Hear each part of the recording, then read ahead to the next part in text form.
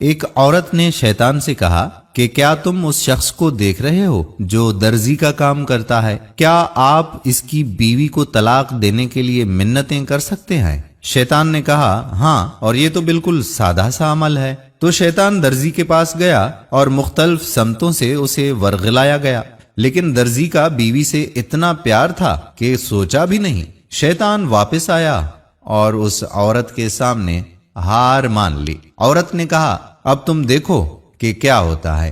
وہ عورت درزی کے پاس گئی اور اس سے کہا کہ مجھے کپڑے کا ایک خوبصورت ٹکڑا چاہیے، میرا بیٹا اپنی محبوبہ کو گفٹ کرنا چاہتا ہے۔ تو درزی نے اسے کپڑے کا ایک ٹکڑا دے دیا۔ پھر وہ عورت درزی کے گھر گئی اور دروازہ کھٹکھٹایا تو درزی کی بیوی نے کھول دیا۔ عورت نے اس سے کہا کہ میں آپ کے گھر میں حاجت کے لیے آنا چاہتی ہوں۔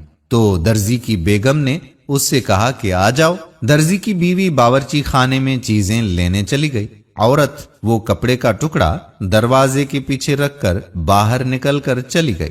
درزی گھر آیا تو کپڑا دیکھا تو اسے فوراً یاد آیا کہ اس نے یہ کپڑا کیسے ایک عورت کو دیا تھا کہ وہ اپنے بیٹے کو دے گی جو اپنی محبوبہ کو گفٹ کرے گا۔ لہٰذا اس کپڑے کے ٹکڑے کو لے کر میاں بیوی میں سخت کلامی ہو گئی اور اس نے اپنی بیوی کو فوراً گھر سے نکال دیا۔ شیطان نے کہا تم کیسی عورت ہو؟ عورت تو معصوم ہوتی ہے، تم تو مجھ سے بھی زیادہ گندا دماغ رکھتی ہو۔ عورت نے کہا انتظار کرو، میرے اچھے اعمال بھی تو دیکھو۔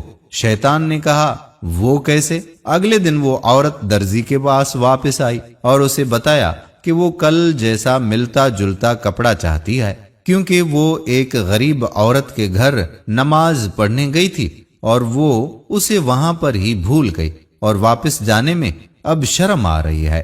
یہ سب کچھ سننے کے بعد درزی کو اپنے آپ پر غصہ آیا اور پھر درزی نے فوراً اپنی بیوی کو واپس بلایا اور اس سے اس جھگڑے کے حوالے سے معاذرت کر لی، اور اس بات کو لے کر اب تک شیطان پریشان ہے اور کسی ہسپتال میں داخل ہے۔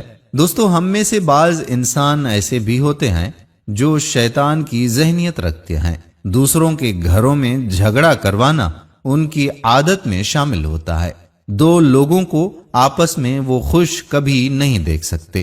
ایسے لوگوں سے اللہ تعالی ہمارے گھروں کو محفوظ فرمائے، آمین۔